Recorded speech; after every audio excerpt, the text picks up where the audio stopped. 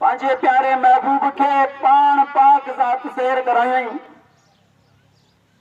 यह शरफ तवां असांजे सोने नबी हजरत मोहम्मद मुस्तफ़ा सल्लल्लाहु ताला अलैहि वसल्लम के हासिल कम पेश 24,000 अंबिया गुजरिया।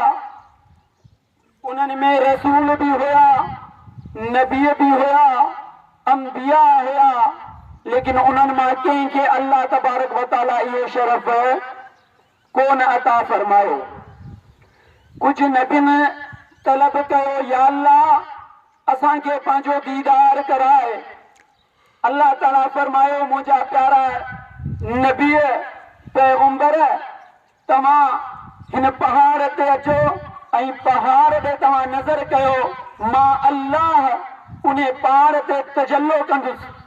किताब लिखनि था त सुई आहे, इन सुई जो जेको सोराख़ आहे जंहिंमें धागो विझबो आहे, उन जा बि केतिरा ई हिसा करे पोइ हिन हिकिड़े हिसे मां अल्लाह तबारक व तआला पंहिंजे नूर जो तजल्लो फरमायो। उहा पहाड़ सड़ी वियो, राख थी वियो ऐं जंहिं पैगंबर दीदार जो तालिब हुयो, किताब लिखनि था त उहा बेहोश थी वियो। मुंहिंजा प्यारा दोस्तो, वाहिद अल्लाह तबारक व तआला जो हबीब रहमत लिल आलमीन तव्हां ऐं असां, तव्हां ऐं मुंहिंजो प्यारो नबी हज़रत मोहम्मद मुस्तफ़ा सल्लल्लाहु ताला अलैहि वसल्लम जो एॾो शान बुलंद आहे जो पाण करीम रब्बुल आलमीन पंहिंजे महबूब जे लाइ जिब्रील अलैहिस्सलाम खे ख़ादिम बणाए करे मोकिलियाई।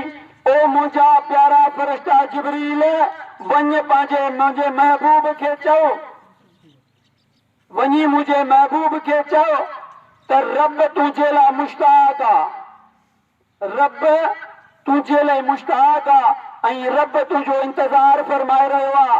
महबूब तयार थी त हलूं, तोखे तुंहिंजे रब सां मिलायां।